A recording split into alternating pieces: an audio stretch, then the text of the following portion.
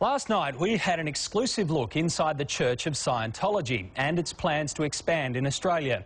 Well, tonight the church's top spin doctor comes out swinging against Senator Nick Xenophon, the man leading the calls for an inquiry into the practices of the religion. Here's Brian Seymour with more from Scientology's power base in Los Angeles.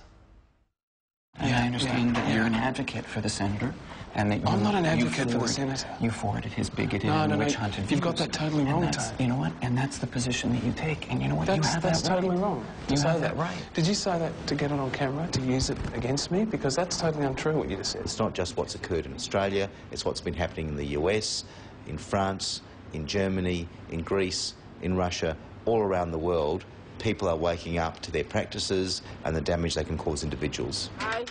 Yes, that's Australia's Senator Xenophon getting a name for himself in Hollywood. It is a criminal organisation that hides behind its so-called religious beliefs. Are you appalled by what he did? Utterly. I think it was completely irresponsible, and I think it was a complete abuse of parliamentary privilege and a complete abuse of his position as a politician, and that he essentially used parliamentary privilege to stand on the Senate floor and call for a witch hunt. Scientology is not a religious organisation. It's been 4 months since Senator Nick Xenophon tabled the awful stories of these ex-believers in Scientology. These victims of Scientology claim it is an abusive, manipulative, violent and criminal organisation, and that criminality is condoned at the highest levels. Lies or alterations or, obfuscations about what the truth was, and sort of altering things to make something perfectly normal seem abnormal, or change the truth or shift it or obscure what the actual truth of it is. I'd say so, yeah. Tommy Davis is Scientology's global spokesman. He's taking aim at Senator Xenophon and all of the ex-members criticising Scientology and, yes, me and this show. You just said, I'm an advocate for Senator Xenophon. Mm-hmm. Why do you say that? Because you keep bringing up the statements that he's made. And so does the Fairfax Press, News Limited, Channel 9, Sure. the ABC. Yeah. Well, I would say the same thing. Are they all advocates for Senator Xenophon? I don't know. I'd have to meet with them and talk to them. I find that sort of comment pretty laughable. This is a classic case of shoot the messenger. It's foremost a religion. It is only a religion. It isn't a business. It never has been and it never would be. Tommy says this as we stand in the middle of Bridge Publications, where they pump out up to 1 million CDs, books and packages, shipped and sold around the world each week for who knows how much money. Scientology won't say. When you consider the claims that have been made, the damage to individuals, and the fact that Australian taxpayers are in effect subsidising the operations of this organisation here in Australia, I think it's very much in the public interest that we focus on these very serious allegations. He expects to call for a vote on an inquiry as soon as next month.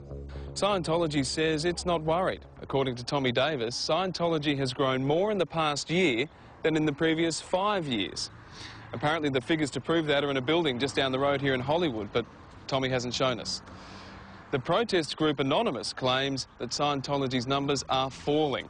And in Australia, we've met dozens of ex-members who say hundreds have left and hundreds more will flee this group. These workers at the publishing facility belong to Scientology's elite unit called the Sea Org. They're actually on the books as volunteers. The church provides food and accommodation. They put in long hours and get about $50 a week. Former Sea Org members portray it as a prison camp rife with deprivation and terror. And above all, this is about the victims having their say. And of course, in a Senate inquiry, the Church of Scientology can have their say as well. But it's inevitable, I believe, that we will have a Senate inquiry into these practices because it's very much in the public interest to do so. I think the truth of the allegations that he made will come out, and the truth of what Scientology is and our rights as a religion in Australia is protected by the Australian Constitution. When all of that comes out, he'll have to be his own judge, and he'll be judged by his peers, and he'll be judged by his constituents. A bit like Scientology being judged by its former constituents.